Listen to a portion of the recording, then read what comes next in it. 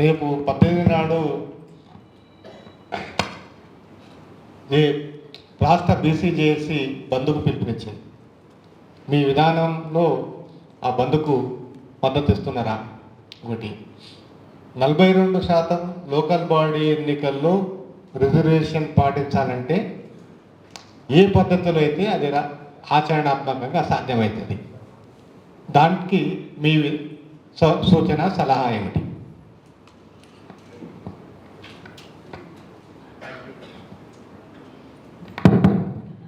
Thank you Janardhan గారు.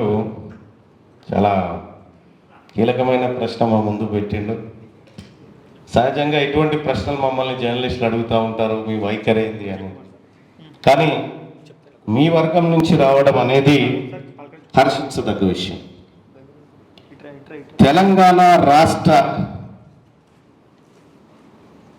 BC సంక్షేమ సంఘం ఇంకా కొన్ని ఇద్దరు మిత్రులు కలిసి బంద్కు 18 తారీఖు పిలుపునిచ్చినటువంటి అంశాన్ని తెర మీదకి తెచ్చినారు.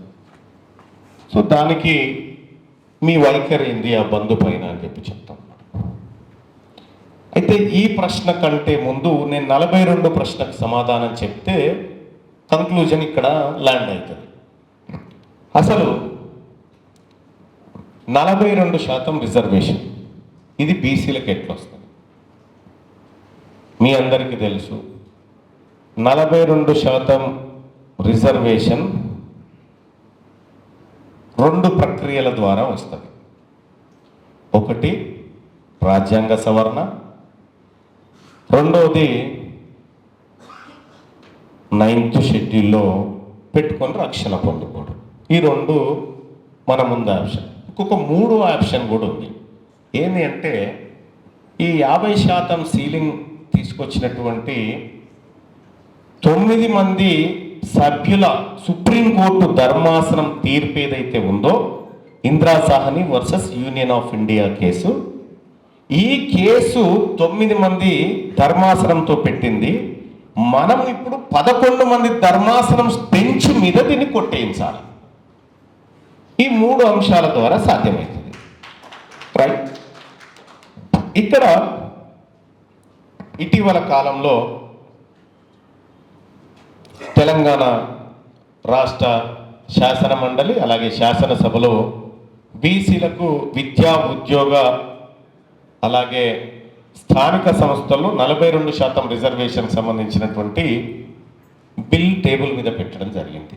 ఆ బిల్లు సందర్భంగా నేను ఒక 47 నిమిషాల పాటు ఒక సుదీర్ఘమైన ప్రసంగాన్ని మండలిలో చేయడం జరిగింది. చివరిగా ఒక మాట చెప్పిన అందులో, ఈ బిల్లు ద్వారా 42% రిజర్వేషన్ మా వర్గాల ప్రజలకు వస్తుందని మీరు నమ్మితే మీ గుండెల మీద చేసుకొని చెప్పండి.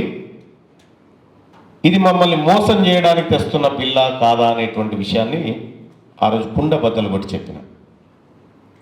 కొడితే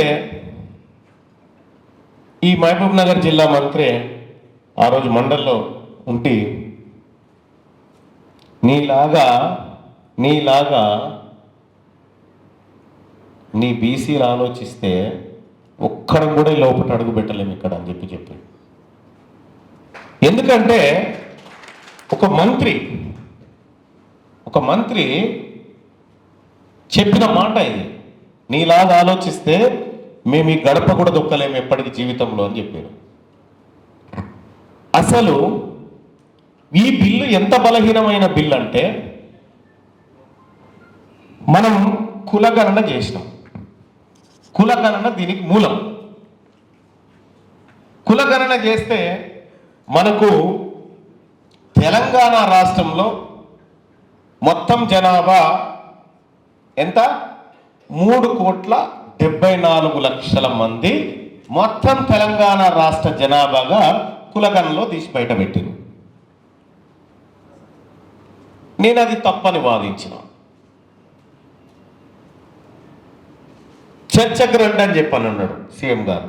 నేను రెడీ అని చెప్పిన. అదే అక్కడే మరుసటి రోజే రాష్ట్ర ప్రభుత్వం శాసన మండలి సభ్యులకు శాసనసభ్యులకు రాష్ట్ర ఆర్థిక వెల్త్కి సంబంధించినటువంటి రిపోర్ట్ను టేబుల్ మీద పెట్టింది. అదే తెలంగాణ సోషో ఎకనామిక్ అవుట్లుక్ 2025. ఆ బుక్లోని 3-4 పేజీలో ఏం చెప్పింది తెలంగాణ ప్రభుత్వం అంటే, తెలంగాణ జనాభా 4,21,00,000 మంది ఉన్నారని చెప్పింది. ఇవి 2 ప్రభుత్వ ప్రకటనలే, నా సొంత ప్రకటన కూడా కాదు. ఒకవేళ నువ్వు పర్ క్యాపిటా ఇన్కమ్ని ఈ ప్రజలకు పంచుతున్నప్పుడు మొత్తం 16 లక్షల కోట్ల రూపాయల విలువైన సంపద మన దగ్గర ఉంది. దాన్ని ప్రజలందరికీ పంచుతా ఉంటే ఒకరొకరికి 1,90,000 వచ్చింది అనేటువంటి కేపులు. అది డివైడెడ్ బై ఇది కొడితే ఈక్వల్ టు జనాభానే కదా. 4,21,00,000 జనాభా వస్తే నేను అడిగిన మీ కులగణనలో 3,74,00,000 మంది అని తేలింది. ఇక్కడ ఈ సోషియో ఎకనామిక్ బుక్లోనేమో 4,21,00,000 అని తేలింది. ఇందులో 50 లక్షల మంది ఈ 10 ఏళ్ల కాలంలో ఎక్కడ చనిపోయారు, వాళ్ళ డెత్ సర్టిఫికెట్లు ఏవి, కనీసం వాళ్ళ సమాధులు ఎక్కడ ఉన్నాయని అడిగిన. దానికి చాలామంది అప్పుడు మంత్రులు ఉండే ఇద్దరు మెల్లగా సాటుగా వెళ్ళిపోయి అవతల పడ్డారు. సమాధానం లేక వెళ్ళిపోయినారు. బీసీలలో ఈ జనాభా తగ్గిపోయింది. 50 లక్షల మంది మిస్ అయిన జనాభాలో బీసీలే కంప్లీట్గా. 50 లక్షల మంది బీసీలు చనిపోగా 10 ఏళ్లలో కొత్తగా ఓసీలో 16 లక్షల మంది జన్మించారు. కొత్తగా 16 లక్షల మంది జన్మించారు. అంటే నీ సర్వే రిపోర్టు ఎంత డొల్లతనంగా ఉందో నేను లేవనెత్తినటువంటి అంశాలు బయటపెట్టినాయి. తర్వాత 3 సూత్రాల ఆధారంగా రిజర్వేషన్ల పెంపు సాధ్యం కాకపోవడమో జరుగుతుంది. సుప్రీంకోర్టు ఆదేశాల ప్రకారం 1 డెడికేట్ కమిషన్ను నియమించాలి. నిపుణుడైనటువంటి వ్యక్తికి చేత ఈ సమీక్ష జరగాలి అని డెడికేట్ కమిషన్. ఆ డెడికేట్ కమిషన్ తయారు చేసేటువంటి ఎంపారికల్ డేటా, నిజంగా ఈ రాష్ట్రంలో బీసీలు ఇంతమంది ఇక్కడ వెనుకబడి ఉన్నారు, ఆర్థికంగా ఇంతమంది, తర్వాత రాజకీయంగా ఇంతమంది, లేకపోతే విద్యాపరంగా ఇంతమంది వెనకబడి ఉన్నారనేటువంటి ఎంపారికల్ డేటాను తీయాలి. తీసిన తర్వాత అయినా నువ్వు 50% రిజర్వేషన్ సీల్ దాటడానికి వీల్లేదు. ఇది తీసి పెంచుకో. ఎంతవరకు పెంచుకోవాలి? నువ్వు 50% దాటకూడదు. ఒకవేళ దాటాల్సి వస్తే సాహేతుకమైనటువంటి కారణాలను నువ్వు పెట్టాలి.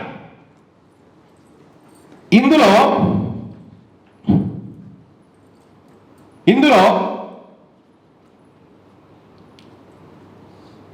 రాష్ట్ర ప్రభుత్వం చేసిన డొల్ల సర్వే, ఈ ఎంపారికల్ డేటా తయారు చేసినటువంటి ఏకసభ్య కమిషన్ నిపుణుడు భూసారి వెంకటేశ్వర్ గారు, ఆయన రిపోర్ట్ తయారు చేసి ఈ ముఖ్యమంత్రి గారికి అయ్యా రిపోర్ట్ తయారైంది తనకు అందజేస్తా అంటే ఆ టేబుల్ మీద పెట్టుకోవా రిపోర్టు, అదో రిపోర్ట్ అని వారేసి భూసారి వెంకటేశ్వర్లు. ఆ తర్వాత సుదర్శన్ రెడ్డి అనేటువంటి తోటి ఒక ఇండిపెండెంట్ కమిటీ వేసింది, ఎక్స్పర్ట్ కమిటీ అని. అది 4 గీక్కుంటాం కూడా పనికిరాదు దాని నివేదిక.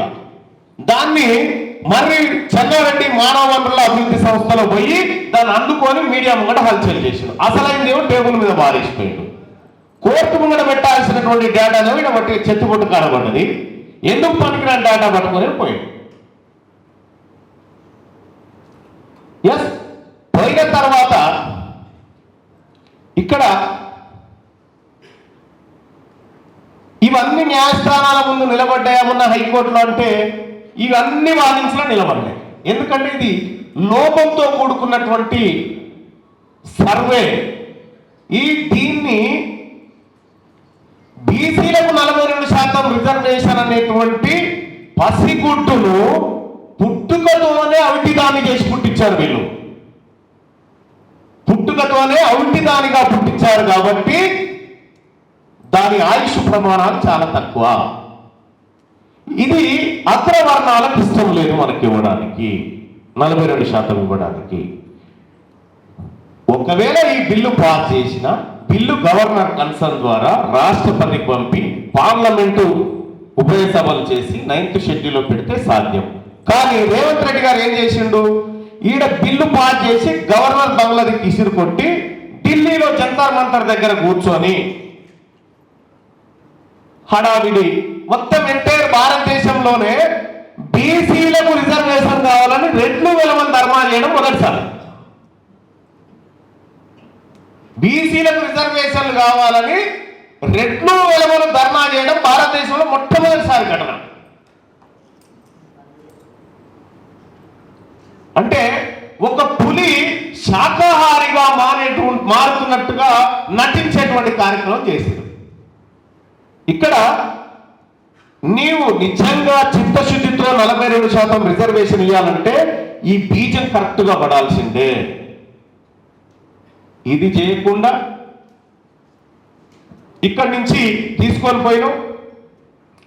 పోయి గవర్నర్ బంగ్లా కానే ఉంది బిల్లు, ప్రధానమంత్రి దగ్గరికి అఖిల పక్షాన్ని తీసుకుపోయి మా రాష్ట్ర పరిస్థితి ఇది, ఇక్కడ ఖచ్చిత పరిస్థితుల్లో బీసీల రిజర్వేషన్ పెంచాలని ఎవరిని ప్రధానమంత్రిని ఒప్పిస్తే తద్వారా రాష్ట్రపతి మీద ప్రెషర్ పెరిగి అట్లా సాధ్యపడుతుంది.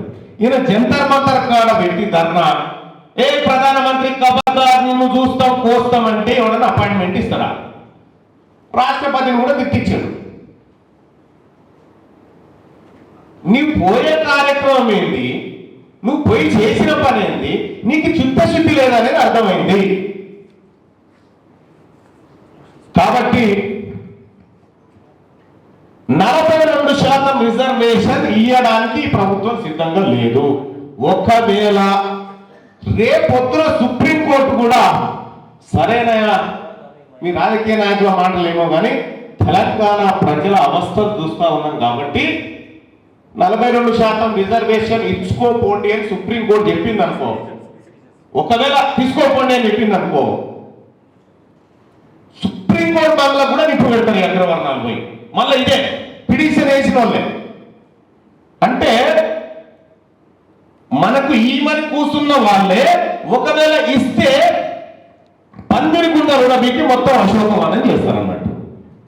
ఇది కేవలం యాక్టింగ్ మాత్రమే. ఈ 42% అనేది రాజకీయ పబ్బం గడుపుకోవడానికి చేస్తున్నటువంటి కార్యక్రమం, రాజకీయ పబ్బం గడుపుకోవడానికి చేస్తున్నటువంటి కార్యక్రమం. సో ఇక్కడ నిజంగా ఏమాత్రం చిత్తశుద్ధి ఉన్నా 42% రిజర్వేషన్ విషయంలో భారతీయ జనతా పార్టీ పాత్ర, కేంద్ర ప్రభుత్వం పాత్ర లేదా అంటే ఉంది. నువ్వు రాష్ట్రంలో అసెంబ్లీలో ఇనానిమస్ గా నువ్వు మద్దతు చేసినావు. మొన్నట పనికిరాని చెత్త జీవో తీస్తే కూడా ఆ జీవోకు మద్దతు చేసినాం. మరి కేంద్రంలో ఉన్నటువంటి భాజపా ప్రభుత్వానికి ఈ రాష్ట్రం 8 మంది ఎంపీలను ఇచ్చింది. ఈ 8 మంది ఎంపీలకు బాధ్యత లేదా? రేవంత్ రెడ్డి అంటే బీసీలకు రిజర్వేషన్ రావద్దని దొంగ ధర్నా పెట్టి అక్కడ ప్రజల్ని మభ్యపెట్టే కార్యక్రమం చేశాను కదా. మరి బాధ్యతాయుతమైన భాజపాలన ఇది ఎత్తుకోవాలి కదా. ఇది ఎత్తుకోకుండా భారతీయ జనతా పార్టీ ఏదైతే ఈ కార్యక్రమాన్ని పరిపూర్ణం చేయాలనో ఆ పార్టీ ఎంపీ బంధుకు పిలుపునిచ్చాడు. ఈ బంధుకు పిలుపు భారతీయ జనతా పార్టీకి వ్యతిరేకంగానా,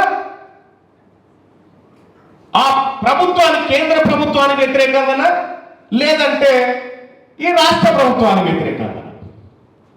ఈ క్లారిటీ ఉండాలి కదా.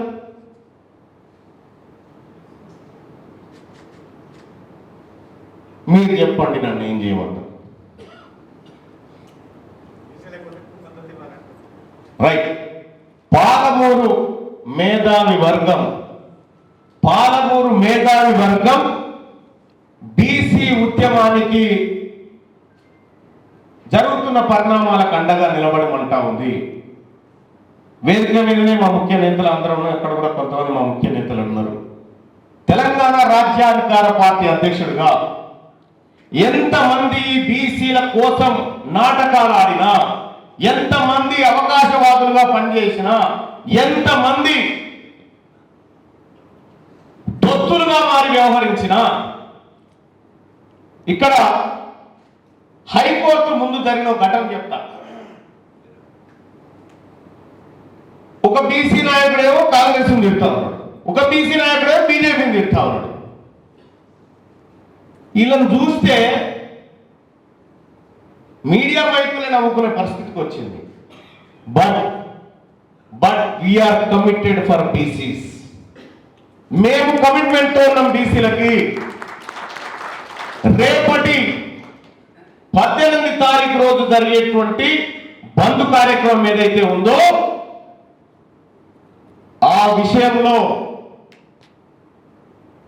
రేపు ఖచ్చితంగా నిర్ణయం తీసుకుంటాం. మీ ఆలోచనను చర్చకు పెడతాం, మీ ఆలోచనను చర్చకు పెడతాం. మేము అగ్రవర్ణాలు విసిరేటువంటి విష వలయంలోకి అంత ఈజీగా ప్రవేశించము. అత్యంత జాగ్రత్తగా ఈ ఉద్యమాన్ని ప్రజలను కాపాడుకోవాల్సినటువంటి బాధ్యత గత అనుభవాల దృష్ట్యా మా మీద ఉంది. కాబట్టి ఆ నిర్ణయాన్ని రేపు ఆలోచిస్తాం. Thank you. మీ వ్యాపారం అభివృద్ధి కావాలని కోరుకుంటున్నారా? అయితే వెంటనే క్యూనస్ ని సంప్రదించండి. Schools, colleges, banks, shops, office promotions, land promotions, political promotions, restaurant promotions, hospital promotions, పుట్టినరోజు వేడుకలు, శుభకార్యాలు, వ్యాపారాలు ఏవైనా, సందర్భం ఏదైనా ఇప్పుడే క్యూనస్ ద్వారా తెలియజేయండి. మీ వ్యాపారాన్ని అభివృద్ధి చేసుకోండి.